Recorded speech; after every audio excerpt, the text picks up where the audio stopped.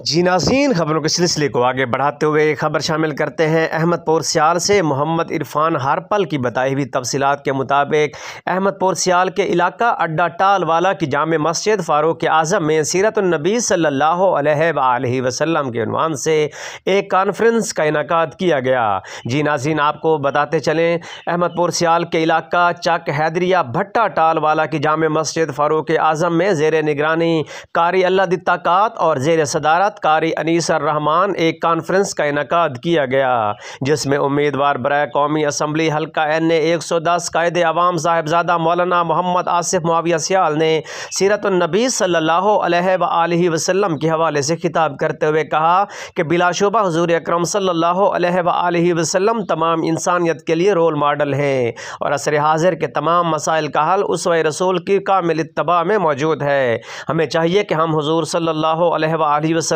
کی سیرت طیبہ پر عمل کریں، کیونکہ ہماری زندگی کے تمام پہلوؤں کا دار و مدار ہی سیرت طیبہ پر ہے، اور آپ صلی اللہ علیہ وآلہ وسلم کی سیرت طیبہ پر عمل کر کے ہی ہم دنیا اور آخرت میں کامیابی سے ہمکنار ہو سکتے ہیں۔ مدرسے کے طلباء کی دستار بندی بھی کروائی گئی۔ اس موقع پر فوجی محمد رمضان بلوچ، ملک عبدالرزاق کھوکھر، میاں شیخ محمد عارف، چودھری حسن معاویہ، قاری صفدر عباس مرالی، علی شیر میرالی، قاری نور احمد قمر، میاں منور جھنڈیر سمیت عوام کی کثیر تعداد بھی موجود تھی۔